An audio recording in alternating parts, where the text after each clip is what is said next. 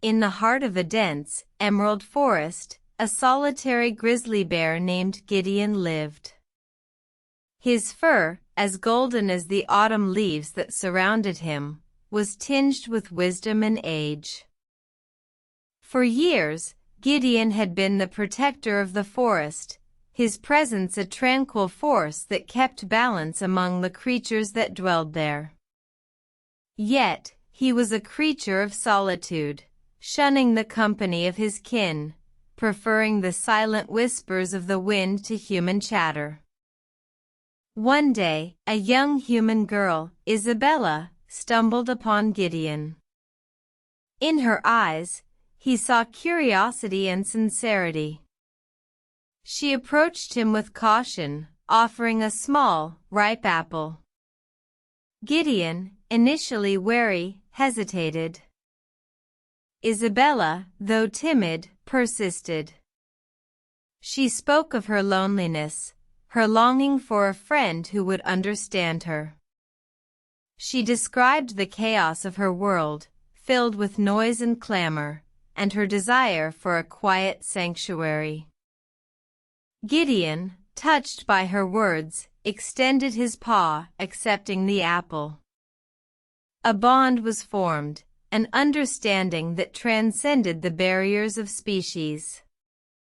From that day, Gideon would often meet Isabella, sharing stories and laughter, finding solace in each other's company.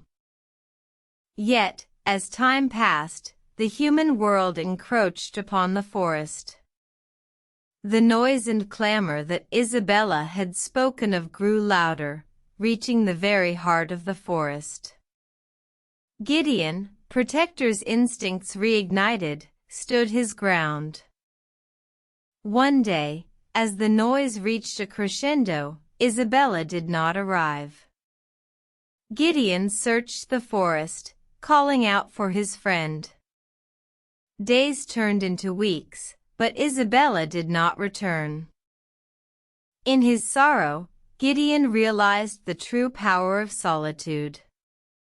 It was not a cage, as he once thought, but a refuge, a sanctuary that had protected him from the chaos of the world.